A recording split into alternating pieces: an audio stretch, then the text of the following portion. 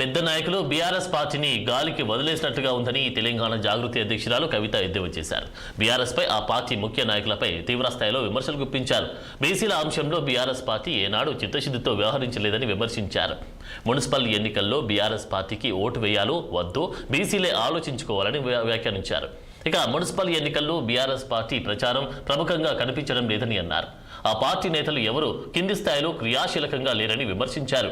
ఇక కృష్ణార్జులు రాష్ట్రమంతా ఎందుకు పర్యటించడం లేదని ప్రశ్నించారు. వారిద్దరూ రాష్ట్ర స్థాయిలో ప్రచారం చేయడం లేదంటే రాష్ట్ర స్థాయి నాయకులు కానట్లే కదా అన్నారు. బీసీ రిజర్వేషన్ల అంశంపై బీఆర్ఎస్ తన నిర్ణయాన్ని వెల్లడించాలని డిమాండ్ చేశారు. బీసీ రిజర్వేషన్లకు వ్యతిరేకంగా పిటిషన్ వేసిన మాధవరెడ్డికి ఆ పార్టీ టికెట్ ఎలా కేటాయించిందని నిలదీశారు.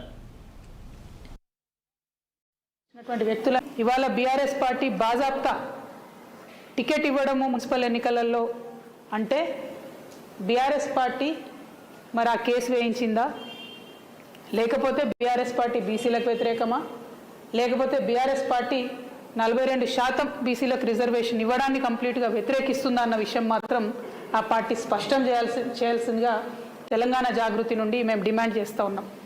ఎప్పుడైతే ఈ కేసు పడ్డదో ఆనాడే మేము చెప్పినాం, హరీష్ రావు గారికి సంబంధించినటువంటి మనుషులు, హరీష్ రావు గారికి సంబంధించినటువంటి పర్సనల్ లాయరు ఢిల్లీ వేదికగా ఈ యొక్క పిటిషన్ వేయించడం జరిగింది.